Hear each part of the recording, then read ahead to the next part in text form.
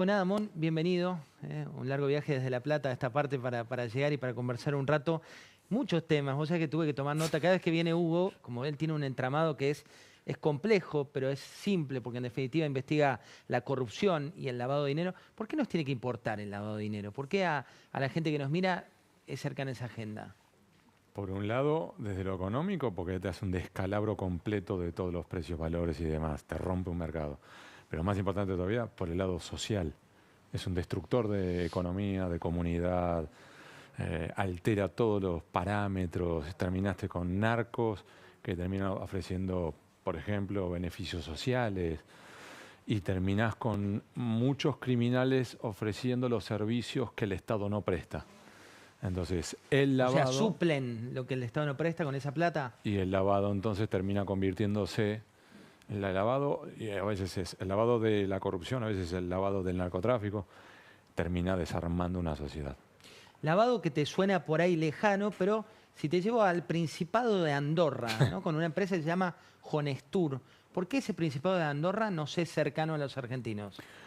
Porque Andorra ha sido uno de los enclaves por donde se ha lavado fortunas argentinas, derivados de la evasión, lo más benévolo, de la corrupción y de otras actividades criminales, por cientos de millones de dólares. Solo Jonestur, que es una agencia de cambios de Mar del Plata, según ellos mismos admitieron ante el Principado de Andorra, ellos fugaron al menos 437 millones de dólares durante los últimos 15 años, de los cuales parte son de ahorristas, marplatenses y de otros lugares que querían sacar el dinero del país, evadir y guardarlo afuera, pero otra parte era de la corrupción.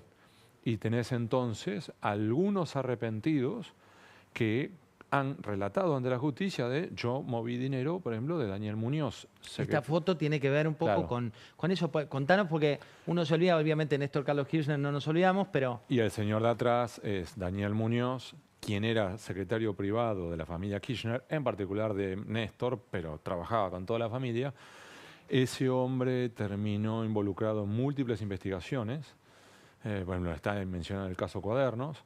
Y además se sabe ahora que ese señor se robó al menos, siempre es al menos, ¿no? Porque siempre puede haber más que todavía está oculto, 70 millones de dólares. 70 millones de dólares solo Él, solo él, este que señor, estaba en lo solo. más alto del poder. Sí, que la pregunta es, ¿qué pasó? ¿Te mexicañaste dinero que era de Néstor?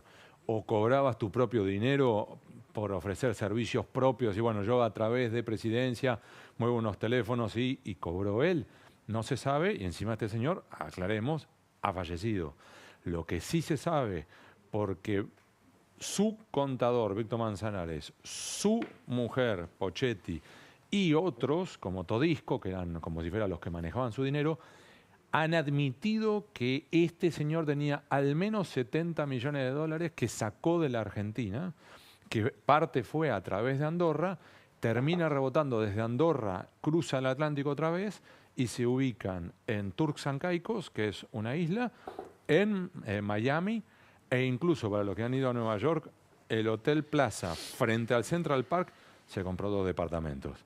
Con lo cual es un volumen tan grande que o ganó mucho dinero como secretario privado de los Kirchner, paga muy bien al Tenía un Estado. historial que podía justificar, te digo. No, él no tenía ninguna abuela que haya tenido Por una eso no tenía herencia. no era una. No me vengan O con sea, herencia. no hay cómo justificarlo. Y esto llega ahora como noticia porque lo que pasó es que finalmente estos financistas que colaboraron con Daniel Muñoz, ¿qué terminó ocurriendo? Lo que terminó ocurriendo en el Principado de Andorra es que llegaron a un acuerdo con la Fiscalía por el cual ellos evitan la condena, que era un piso de 5 años, podía llegar a ser 8 años de prisión efectiva, y a su vez no pueden volver a pisar Andorra durante 7 años, como si les importara. Y además, a cambio, tienen que pagar una multa de 43 millones de dólares. Ahora, lo curioso es que van a pagar ese dinero, esa multa, con dinero que ya está congelado en Andorra y que no es de ellos. O sea, ayudaron a fugar dinero, a lavar dinero, y parte de ese dinero lo van a usar para pagar la multa. Y se vuelven a la Argentina intactos. Y en tu investigación lo que decías, que también está bueno para entender por qué importa tanto el lavado de activos, es que los pobres ahorristas que confiaron realmente en esa compañía terminan viendo cómo salen estos de la cárcel, no están ahí y encima la plata no les vuelve. Y además lo loco, José, es esta agencia, como tantas otras, ya venían con antecedentes picantes. Por ejemplo, el juez federal Juan José Galeano ya los había tenido en la mira en 1994, hace 30 años. Después de eso pasó lo de Andorra, pasó lo de Daniel Muñoz. Es decir, vienen con una práctica ilícita recurrente. Ya uno de ellos falleció, pero los otros van a hacer eso, pagar 43 millones y quedan impunes. Claro, tienen una oleada de ahorristas que les están reclamando, diciendo, vos vas a pagar esa multa con mi dinero, dame la mía. Porque además lo que ha ocurrido es, recuerden esta cifra, 437 millones fueron los que ellos movieron, pero no todo quedó en Andorra, aparte siguió su recorrido, como mencionaba recién, ¿no? A Estados Unidos y otros lugares. Con lo cual, cuando congelaron los fondos, quedaron en Andorra 92 millones de dólares. Con lo cual, de esos 92, 43 van a pagar la multa. Y del remanente, que son 49 millones, le tienen que pagar los honorarios a Baltasar Garzón. Sí, señor, sí, señora. Aquel juez español, Baltasar Garzón, aparece en la foto también. Que era la Dalí de la lucha contra los malos y todo eso, ahora se encarga de defender a lavadores a los cuales les cobra el 22% de lo que se pueda restar. Producido. Con lo cual, lo que va a volver a la Argentina para un eventual prorrateo entre los clientes de Jon Stewart es la porción más ínfima de toda esta historia. De Andorra nos vamos a la provincia de Buenos Aires, que te suena más cercano, el conurbano bonaerense. Hubo varias investigaciones que estuvo haciendo Hugo en el último tiempo. Una que tiene que ver con Chocolate Rigó. Chocolate Rigó, célebre ¿por qué, Hugo? ¿Puedo hacer una broma? Sí. Hubo un tiempo en el cual decían que yo era un fanático de Amado Vudú, y después hubo un momento en el cual decían que yo era un venezolanólogo. Ahora parece que puse una chocolatería. Me salen por todos lados, José. Aparte chocolatería, ñoquis, sí. Leía las últimas crónicas. ¿Por qué? Porque el resumen es lo que ha surgido aquí, como pasó con el caso Antonini, es el momento de la foto. ¿Qué quiero decir con esto? ¿Cuántas veces escuchamos que había, por ejemplo, bolsos volando entre la Argentina y Venezuela? Se escuchó mucho tiempo. Ahora, hasta que no engancharon a Antonini con un bolso con Claudio Berti, y acá pasó lo mismo. Se ha hablado mucho tiempo, muchos años sobre el uso y abuso de ñoquis en la legislatura bonaerense. Lo que ha ocurrido ahora es que este señor, que están acá mostrando, que es Julio II Chocolate Rigó, el apodo de él es Chocolate, es uno de los varios operadores que recolectan personas a los cuales los hacen figurar como empleados de la legislatura, les dan 0 pesos, pero se quedan con obra social, IOMA, y aportes jubilatorios. Entonces, por ejemplo, supongamos que vos estuvieras hoy corriendo la coneja y que además no llegas a fin de mes, bueno, por lo menos yo te garantizo una obra social, con lo cual vos a tu mujer o a tus chicos le podés dar asistencia médica, y eventualmente, mientras que vos ganas changas, haces lo que podés, por lo menos tenés un aporte jubilatorio. Eso lleva a que entonces, bueno, un señor como Chocolate Rigó manejara al menos otra vez 48 tarjetas de múltiples supuestos empleados de la legislatura que jamás pisaron la legislatura. Recordemos que el caso sale a la luz porque alguien que estaba durmiendo, lamentablemente sin hogar, en uno de esos cajeros, le empieza a molestar tanto movimiento y le pide plata, ¿no?, a este muchacho, que le dice... Y lo que suele ocurrir en este tipo de situaciones es que cuando finalmente los embocan con todos los dedos sobre el postre. Entonces ahí está, mira, estas son las imágenes... Que a su vez, déjame decir esto, José, lo que es interesante es que cuando la fiscal de esta investigación, Bettina Lacchi, accede a estas cámaras de seguridad, lo que ve es justamente a Chocolate Rigó sacando. Te voy a dar un ejemplo, porque yo vi esas cámaras de seguridad. Vos lo ponés en la mayor velocidad, que es como en las películas de Charlie Chaplin, que iba rapidísimo, todo se mueve rapidísimo. Sí. Vos veías que había gente que entraba y salía porque iba a sacar su dinero. Entonces vos ves, entra, sale, entran, sale, como si fuera una hormiga. Y lo ves a Chocolate Rigó mientras tanto que sigue. Entonces vos tenés uno que sigue frente a un cajero automático, son 1 hora, 2 horas, 3 horas, José.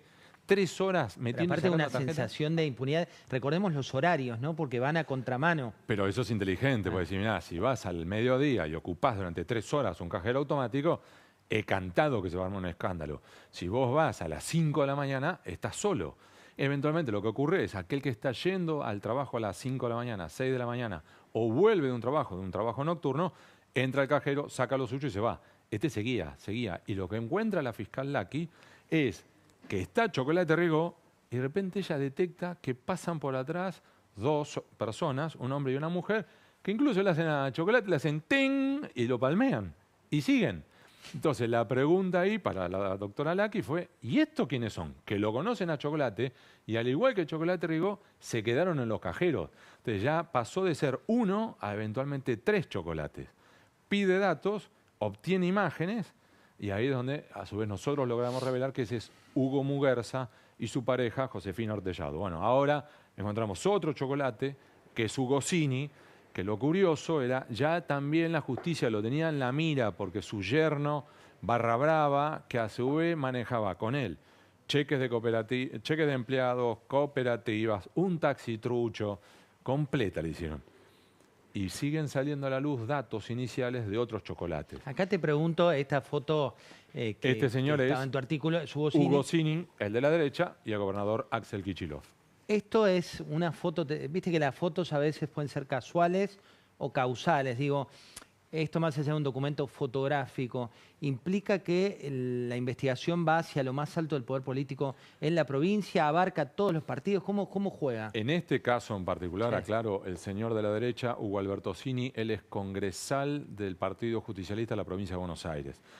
Y él en su propio Twitter, en su propia cuenta de Twitter, él va subiendo distintas imágenes con distintas figuras del Políticas. peronismo, ¿sí? Así que esto no conlleva que este señor trabaje para Axel Kicillof. Aclaro Bien, eso, bien. no. Es importante. Se sacó también foto con Hugo Moyano, con Malena Galmarini. Pero ¿y la chocolatería de quién es? Porque digo, El punto es ese, esa es la pregunta al millón. Y lo que va surgiendo es, si tuvieras un chocolate, es un error en el sistema. Si tenés 2 chocolates, qué casualidad. 3 chocolates, esto ya es demasiado. 4, 5, 6 chocolates, franquicias. acá hay un modus operandi. Sí. Y lo que tenés es un sistema ilegal y delictivo de financiamiento de la política que se ha ido estableciendo durante 15, 20, 25 años. De hecho, memoriosos expresidentes de la Cámara de Diputados me contaban que ya parte de esta dinámica había ocurrido ya en tiempos de Eduardo Duhalde gobernador. Lo que también te dicen es, claro, empezó siendo que, por ejemplo, yo te nombraba y vos me das el diezmo, y ese diezmo de tu salario es para financiar la política. Entonces, junto de 10 empleados, 10% de cada uno, más yo también pongo 10%, y con eso cubrimos, por ejemplo, el alquiler de un comité o un local partidario para hacer campaña. Ahora, de ese 10% que era voluntario, después pasó a ser el 50% y ahora es no ves 0 pesos, pero te quedas con obra social y aportes jubilatorios y cerrá la boca. Esta dinámica ha ocurrido. Tenemos del PJ, junto con el Frente Renovador, tenemos a gente del radicalismo y gente del PRO. Entonces, si ya tenés 5 o 6 chocolates, 3 partidos involucrados, vos decís, acá hay un modus operandi sistémico, que es, hay que financiar la política, los locales partidarios, la impresión de boletas electorales, los punteros y demás. Claro, después también tenés la derivación del derrape. ¿Y qué es eso, José? Que vos tenés los que hacen eso, que está mal, éticamente incorrecto y encima es un delito, pero lo hacen para financiar política. Y después tenés los otros embolsan y terminaste con, por ejemplo, un Claudio Albini, que era subdirector de personal de la legislatura bonaerense, que se movía en una camioneta que si yo vendo todo mi patrimonio, no me la llego a comprar. Pero ahí vos que investigás mucho este tipo de personajes, ¿hay un momento en el cual se sienten impunes? Sí. Digo, ¿hay un momento en el cual se olvidan y Turks and Caicos deja de ser el lugar donde lavaban plata para hacer ¿Te su puedo vacación? contar una anécdota en 2 minutos? Sí, sí. Una vez yo me senté con un valijero. A medida que va generando confianza, esas personas hablan. Un valijero me contó una vez que él para mover dinero entre Buenos Aires y La Plata para llevarla a la gobernación, no la gobernación actual, aclaro. Si iba, para no llamar la atención, ¿sabes lo que hacía? Se tomaba un tren y ponía el bolso con $1 millón entre las piernas. Y viajaba en el Roca hasta La Plata, bajaba en 1,44, caminaba hasta la legislatura, 6:51, y entregaba el bolso en mano. Eso es una locura. Vos irías con $1 millón, utilizarías un auto y le pedirías a alguien que te acompañe y tendrías miedo y entonces lo tendrías entre las piernas, que tu amigo te dejara en la puerta y vos bajarías corriendo. Nada. Y otro de estos valijeros Me dice, Hugo, porque vos ves la foto y tenés que ver la película. Y le digo, ¿cómo? Y la expresión fue, la primera vez que vos movés este tipo de dinero en bolso, vos creés que te van a arrestar, que va a caer el séptimo caballería y que va a ser un quilombo. A la vez número 42, y no sé por qué, pero me dijo 42, me quedó grabado. Dice, a la vez número 42, vos ya estás acostumbrado, lo que haces es te quedás con parte de la dinera, que el truco para cuando te vas a robar dinero, que es del ilícito, no te robás un fajo, porque los fajos los cuentan. Lo que tenés que hacer es sacás 1 o 2 billetes de cada uno de los fajos. Y si te reclaman, te dicen, mira, es mi propia garantía que si termino en cana, con esto yo voy sacando cada vez que traigo bolsos, voy a pagar a mi abogado. Pero me dijo, y completó la frase así, a la vez número 42, te mexicañás parte del dinero,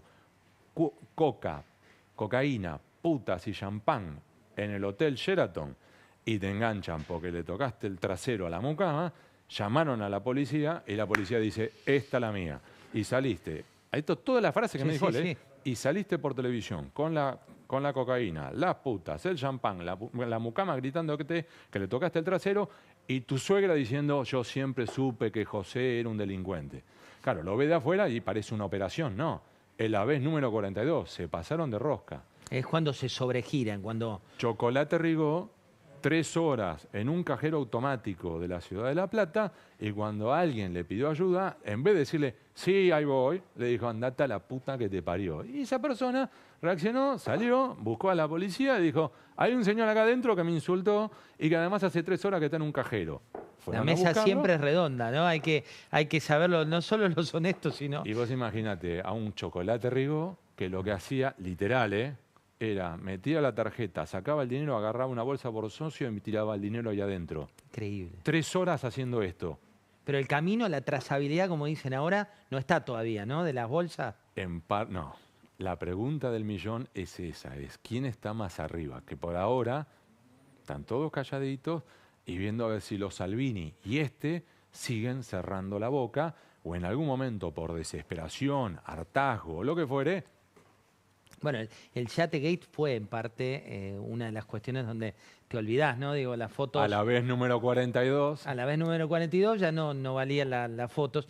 Sigo con esto, Chocolate, vos decís, lo escribías, está hoy en la alcaldía departamental Roberto Petinato, la del padre de... En las afueras de La Plata. Y está ahí en un contexto en el cual se espera el juicio.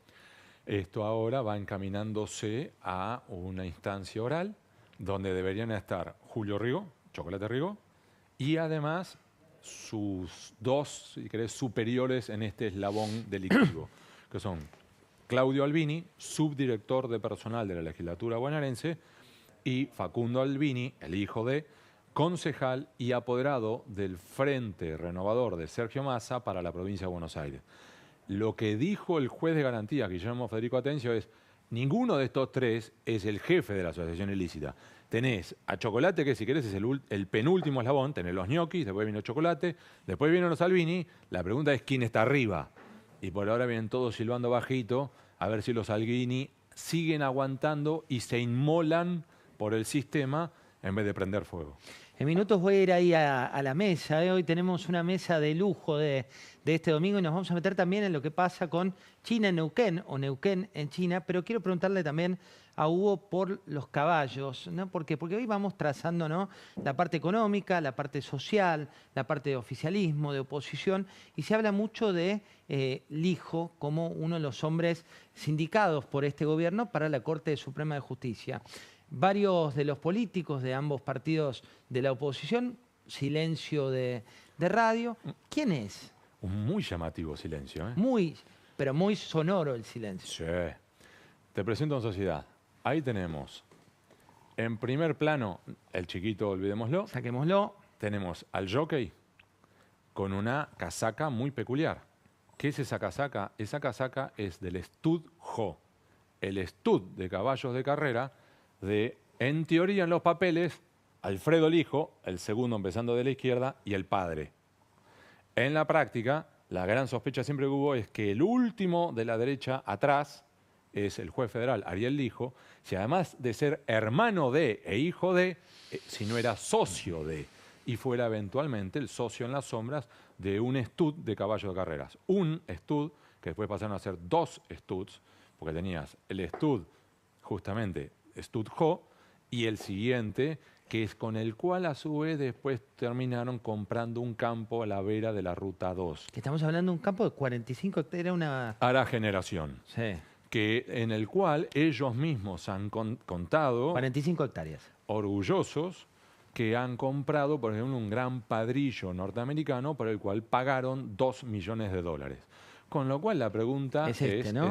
Ara la Generación, que la pregunta es, ¿y de dónde salieron esos al menos $2 millones? $2 millones, aclaro, en un caballo. Y ahí tenés varios caballos. No había herencia, no había tampoco acá. Lo que tenés acá. Yo te pregunto eso porque... Vamos a dar un contexto un poquitito mayor. Lo que tenés es, los padres del juez federal Ariel Lijo eran personas de clase media trabajadora. Algunos sostienen que el padre era policía, otros dicen que era maestro. Lo mismo la madre, un ingreso mediano abajo.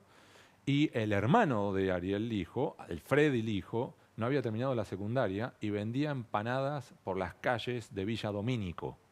Literal, ¿eh? Y hay un campo de 45 hectáreas. A medida que Ariel Lijo va progresando, Freddy Lijo, su hermano, termina el colegio secundario, se gradúa de abogado en la universidad, creo que es del Morono de Lomas de Zamora, y empieza a convertirse en un representante barra intermediario, barra abogado, barra lobista, barra defensor, barra todo, de, entre otros, Julio De Vido.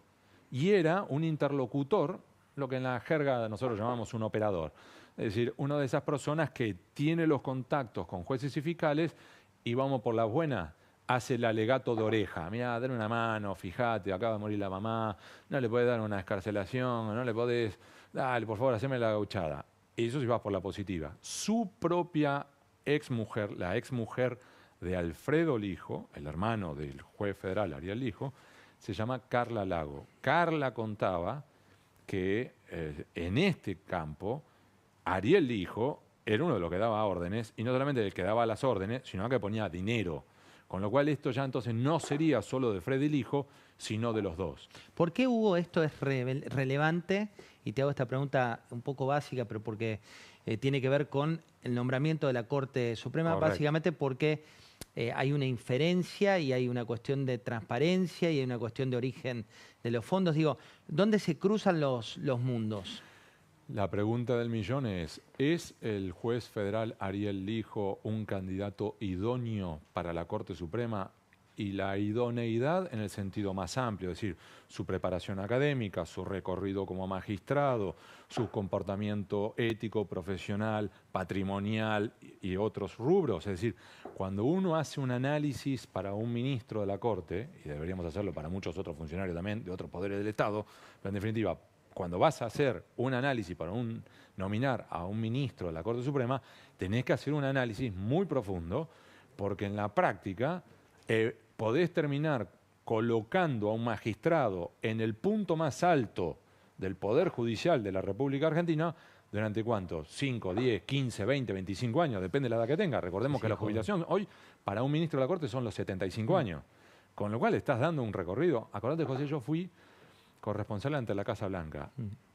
El análisis que le hacen los gringos a un candidato a la Corte Suprema, pero te pegan una revisada, literal, en serio, no estoy exagerando, mandan un equipo del FBI, antes de nombrarlo, antes de anunciar yo postulo a, mandan un equipo del FBI a revisarle la vida patrimonial, social, si tiene amante, te hacen todo un disclaimer. Y si te encuentran en falta, no es solamente que no lo vamos a nominar, le arman una causa penal, o sea, lo denuncian. Entonces, no te digo que hagamos algo parecido en la Argentina, pero por lo menos hay una serie de análisis sobre idoneidad que están allí para ser analizados. Claro, vos me podés decir, y está bien, que ya el Consejo de la Magistratura investigó esto y archivó la investigación. Eso sí es cierto, desde la perspectiva formal es cierto. Lo que también se le podría plantear es, sí, pero la investigación que hicieron fue por la galería, y en la práctica, te doy un ejemplo, nunca fueron a ese campo. Nunca preguntaron a ninguno de los empleados. ¿Y por qué? porque no querían hacer olas. Colegio de Abogados de la ciudad, la AmCham, varias de las cámaras empresarias, varios de los principales referentes han planteado ya su punto respecto de este eventual nombramiento. La última, Hugo, tiene que ver con ¿por qué crees que el gobierno libertario o por qué crees que pese a todo esto se está impulsando ese nombramiento para un puesto tan importante como el de la Corte Suprema? A ver, la perspectiva más benévola es que Javier Milei no entiende nada de este rubro, porque no es el suyo, y además no le importa. Y hay múltiples testimonios, textos tuyos en los cuales también incluso se habla El foco de en él, las su tres prioridad partes. es la economía. Sí. Y lo demás es Economía, delega. seguridad y capital humano. El resto es encárgate vos, encárgate vos, encárgate. Entonces, si le vienen con la propuesta de un juez federal, él confía en aquel que le acercó ese nombre, listo. Yo creo que si a Javier Milei le preguntás los nombres de los 12 jueces federales de Comodoro Pi, y la respuesta de él va a ser válida, y va a ser, ¿y por qué carajo tengo que saber yo los 12 nombres? Ni siquiera sé que si son 12 o 10 o 11 o... Él te diría, para eso tengo a mis colaboradores, para eso tengo ministro de Justicia, para eso tengo esto, tengo lo otro. Esa es por la más benévola. Y, si querés, la más inquietante es que ha trazado o ha intentado trazar una alianza sotoboche con la casta, en la cual es un teje y maneje y un intercambio en un poroteo. A ver, vos nombrás a un ministro de la Corte y yo nombro al otro. Entonces vos te encargás, vos propones a quién, Ariel Lijo, fenómeno, yo propongo a García Mansilla. Y entonces yo propongo al de la Procuración y vos nombrás a uno en la Casación. Y empezamos en un toma y daca. Y eventualmente, bueno, yo te doy a vos, ¿querés vos también nombrar al de la Procuración? Bueno, pero entonces vos me votás el DNU en el Congreso. Y estamos en eso, en otros rubros. Estamos viendo en tiempo real cómo Milei o Guillermo Franco se intenta acordar con los gobernadores determinadas pautas para obtener otras. ¿Puede aquí haber ocurrido algo similar? Por supuesto que vos y yo sabemos que Carlos Pañi está ahondando en el eventual patrocinio de Ricardo Lorenzetti, expresidente de la Corte Suprema, como quien estuviera impulsando la nominación de Ariel Lijo. En la práctica, veremos durante los próximos meses qué tipo de recorrido tiene este pliego. Si es que la casta, como le dice Javier Milei, mira para otro lado y aprueban, o si por el contrario levantan otra vez el pie del acelerador y le ponen un frenazo al presidente. Muy, pero muy interesante. Mostremos la mesa que viene ahora. Mostremos un poco qué va a ser para charlar de aquí hasta medianoche. Hoy particularmente te recomiendo que te